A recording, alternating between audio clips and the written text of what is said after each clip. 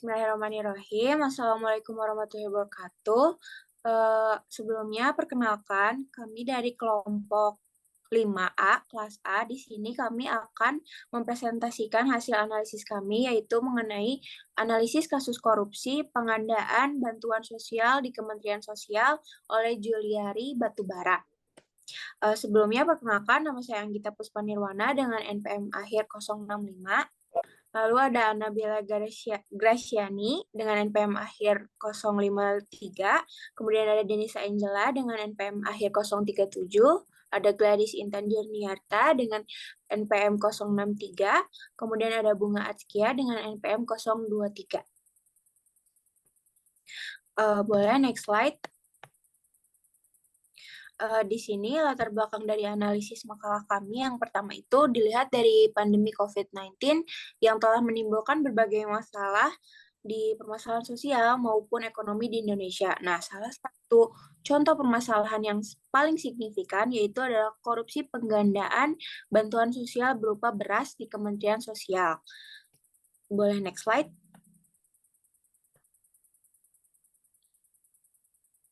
Rumusan masalah yang kami bawa yang pertama ada bagaimana kronologi dari kasus korupsi penggandaan bantuan sosial di Kementerian Sosial yang melibatkan Juliari Batubara, kemudian bagaimana mekanisme penggandaan bantuan sosial di Kementerian Sosial dan di mana titik-titik rentan yang memungkinkan terjadinya korupsi, kemudian apa saja bentuk penyimpangan dan modus operandi yang terjadi pada kasus korupsi di Kementerian Sosial.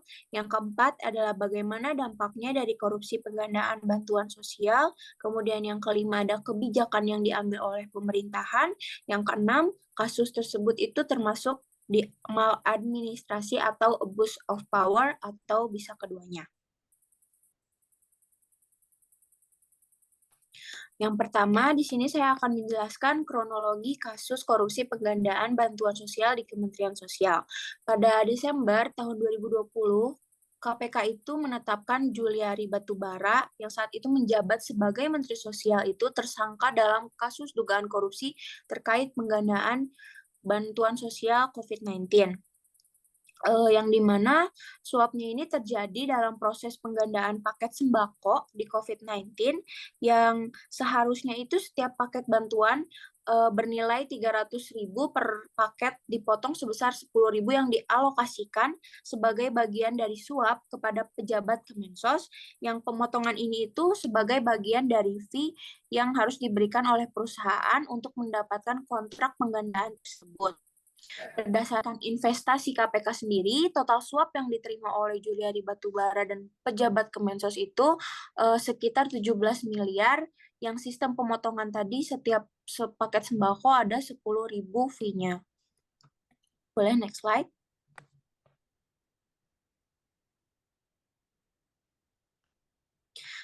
Kemudian kronologi kasus terjadinya kasus ini, yang pertama itu ada operasi tangkap tangan atau OTT pada 4 Desember 2020 di mana KPK itu mengungkap adanya dugaan suap pada bantuan sosial untuk penanganan pandemi COVID-19 sejumlah di lokasi Jakarta dan menyita sejumlah uang yang diduga dari hasil suap. Kemudian penetapan tersangka pada 6 Desember 2020, KPK secara resmi menetapkan Juliari Batubara yang saat itu sebagai Menteri Sosial sebagai penerima suap yang terkait penggandaan bansos. Kemudian adanya proses persidangan dari Februari hingga Agustus di tahun 2021. Selama itu Pengadilan Tingkat Pidana Korupsi menghadirkan sejumlah saksi dan barang bukti sehingga Juliari Batubara itu didakwa sebagai penerima suap untuk memuluskan penggandaan paket bansos. Dan yang terakhir yaitu ada vonis pengadilan pada tanggal 23 Agustus 2021 di mana Pengadilan Tipikor Jakarta Pusat menjatuhkan hukuman kepada Juliari Batubara berupa hukuman penjara 12 tahun penjara dan denda 500 juta dengan pidana kurungan selama 6 bulan, kemudian uang pengganti sebesar 14,6 miliar. Boleh next slide.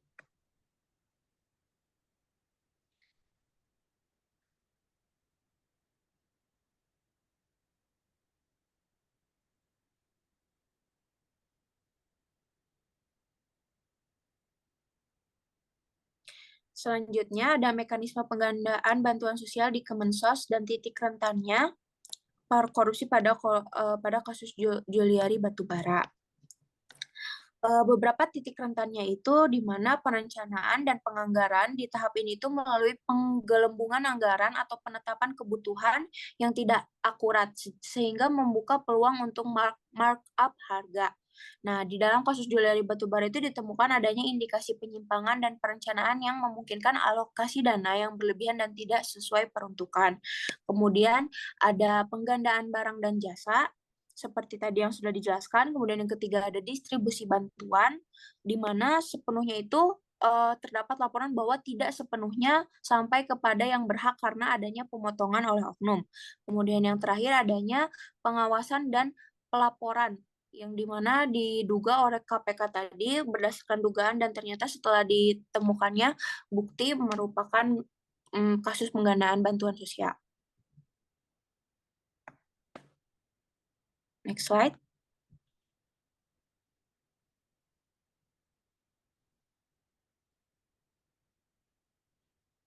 Selanjutnya ada bentuk-bentuk penyimpangan dan modus operandi yang terjadi dalam kasus korupsi pengadaan bantuan sosial di Kementerian Sosial. Bentuk-bentuk penyimpangannya yang pertama ada penggelembungan harga. Penggelembungan harga adalah salah satu modus operandi yang sangat sering ditemukan dalam kasus korupsi pengadaan. Dalam kasus ini, harga beras yang diadakan untuk bantuan sosial seringkali dinaikkan secara tidak wajar.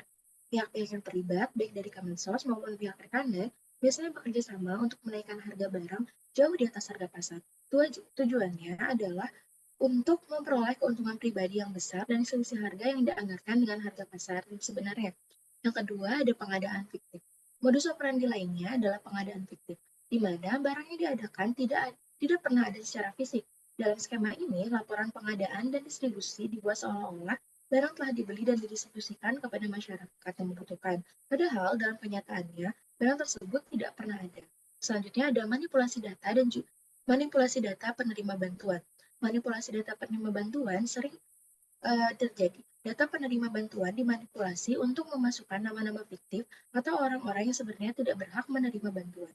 Dengan demikian, beras bantuan tersebut dapat dialihkan ke pihak-pihak tertentu yang sudah bekerja sama dengan pelaku korupsi sehingga beras tersebut dapat dijual kembali untuk mendapatkan keuntungan pribadi. Sedangkan modus operandinya ada 3. Yang pertama, ada kolusi dengan pihak rekanan. Pelaku korupsi seringkali bekerja sama dengan pihak rekanan, yaitu perusahaan yang ditunjuk untuk mengadakan dan mendistribusikan bantuan. Melalui kolusi ini, kedua belah pihak bisa saling menguntungkan dengan cara menaikkan harga barang atau membuat laporan pengadaan fiktif. Kolusi ini biasanya melibatkan kesepakatan untuk berbagai keuntungan dari hasil korupsi. Yang kedua, ada pengadaan dokumen palsu. Dokumen palsu sering digunakan untuk mendukung tindakan korupsi dalam pengadaan bantuan sosial. Dokumen seperti faktur, surat jalan, dan laporan penerimaan barang dibuat atau dimodifikasi untuk mencocokkan dengan laporan pengadaan yang tidak sesuai dengan kenyataan. Hal ini dilakukan untuk menutupi jejak korupsi dan membuat seolah-olah pengadaan berjalan sesuai dengan prosedurnya. Lalu yang terakhir, ada penyalahgunaan wewenang. Pelaku korupsi dalam kasus ini seringkali adalah pejabat yang memiliki wewenang dalam proses pengadaan dan distribusi bantuan. Penyalahgunaan wewenang ini memungkinkan mereka untuk mengatur dan juga mengontrol aliran dana serta distribusi barang tanpa pengawasan yang ketat. Dengan posisi yang strategis, mereka bisa dengan mudah mengarahkan pengadaan kepada rekanan tertentu dan memanipulasi data penerimaan bantuan. Korupsi dalam pengadaan bantuan sosial beras tidak hanya merugikan negara dari segi finansial, tapi juga mengakibatkan penderitaan bagi masyarakat miskin yang seharusnya menerima bantuan tersebut.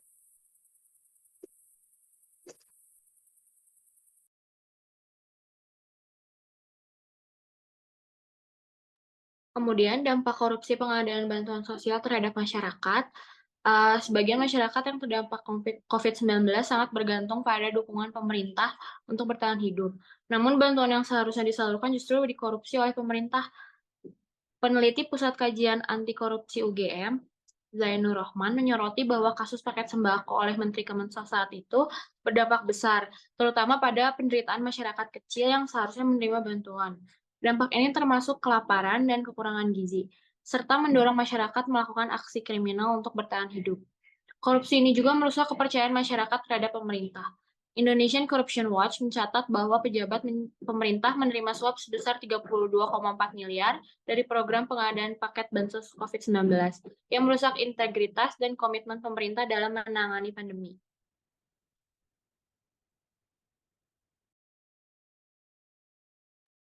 Selanjutnya, ada kebijakan yang diambil oleh pemerintah dalam menangani kasus korupsi bansos pada saat COVID-19. Korupsi di kalangan aparatur pemerintahan merupakan tindakan pejabat negara dan aparatur pemerintah yang mengutamakan kepentingan pribadi dengan merampas aset negara dan menggunakan untuk kepentingan pribadi. Banyak pemerintah dan aparatur negara yang tidak memiliki integritas sehingga korupsi masih marak terjadi. Hal ini menyebabkan kerugian dan berdampak besar bagi masyarakat Indonesia. Sifat keserakahan, tamak, dan ketidakbertanggungjawaban menjadi penyebab korupsi ini. Pemerintah telah mengesahkan Undang-Undang Nomor 2 Tahun 2020 yang mengatur kebijakan keuangan negara dan stabilitas sistem keuangan untuk penanganan pandemi COVID-19. Namun, pada pasal 27 ayat 27 Undang-Undang tahun 2020 memberikan kekebalan hukum bagi pejabat yang melakukan tindakan korupsi sehingga praktik korupsi masih terjadi meski saat ini sedang ada pandemi COVID-19. Forum Indonesia untuk Transparansi Anggaran mengidentifikasi beberapa penyimpangan potensial dalam dana bansos seperti pendataan yang tidak akurat, penerimaan bantuan yang salah sasaran, penggelapan dana, jumlah bantuan yang tidak sesuai, dan pemungutan liar oleh oknum pemberian bantuan. Untuk mencegah penyalahgunaan korupsi dalam penyaluran bansos, terdapat beberapa peraturan terkait seperti Peraturan Dalam Negeri Nomor 14 tahun 2016 dan Peraturan Menteri Dalam Negeri Nomor 21 tahun 2011. Undang-Undang Nomor 17 tahun 2004 juga mengatur sanksi pidana dan denda bagi pejabat yang melakukan penyimpangan anggaran.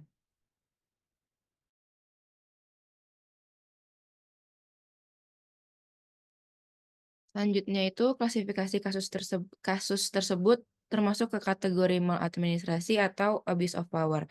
Kasus korupsi pengadaan bantuan sosial di Kementerian Sosial dapat dikategorikan sebagai kedua jenis pelanggaran, yaitu maladministrasi dan abuse of power. Maladministrasi merujuk pada tindakan yang tidak sesuai dengan prosedur atau standar yang ditetapkan, yang seringkali mencakup kelalaian, inefisiensi, dan penyimpangan dalam administrasi publik. Dalam konteks ini, korupsi dalam pengadaan bantuan sosial seringkali melibatkan manipulasi proses, ketidakpatuhan terhadap aturan pengadaan, dan pengabaian prosedur pengawasan yang seharusnya diterapkan untuk memastikan transparansi dan akuntabilitas. Di sisi lain, abuse of power terjadi ketika pejabat publik menggunakan wewenang mereka untuk keuntungan pribadi atau kelompok tertentu dengan mengorbankan kepentingan publik.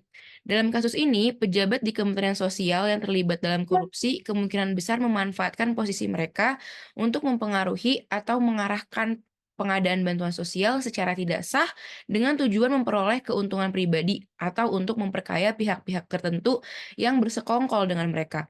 Dengan demikian, korupsi pengadaan bantuan sosial di Kementerian Sosial tidak hanya mencerminkan maladministrasi melalui pelanggaran prosedural dan inefisiensi, tetapi juga merupakan bentuk penyalahgunaan kekuasaan yang serius, di mana pejabat publik menyalahgunakan otoritas mereka untuk keuntungan pribadi.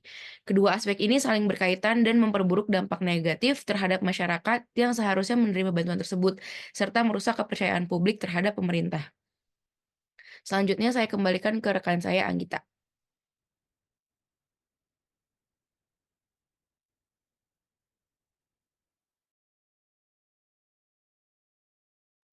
Oke, baik. Mungkin kesimpulan dari yang dibahas, kasus korupsi penggandaan bantuan sosial di Kementerian Sosial ini melibatkan mantan Menteri Sosial Juliari Peter Batubara, di mana pada masa krisis pandemi COVID-19 ini menyoroti bagaimana korupsi sistematik dapat menginfeksi proses penggandaan barang dan jasa pemerintahan. Kemudian kasus korupsi ini juga berdampak signifikan pada masyarakat penerima bantuan, dan kasus korupsi ini itu termasuk klasifikasi dari maladministrasi dan abuse of power. Mungkin cukup sekian dari kelompok kami. Mohon maaf bila ada kesalahan. Wassalamualaikum warahmatullahi wabarakatuh.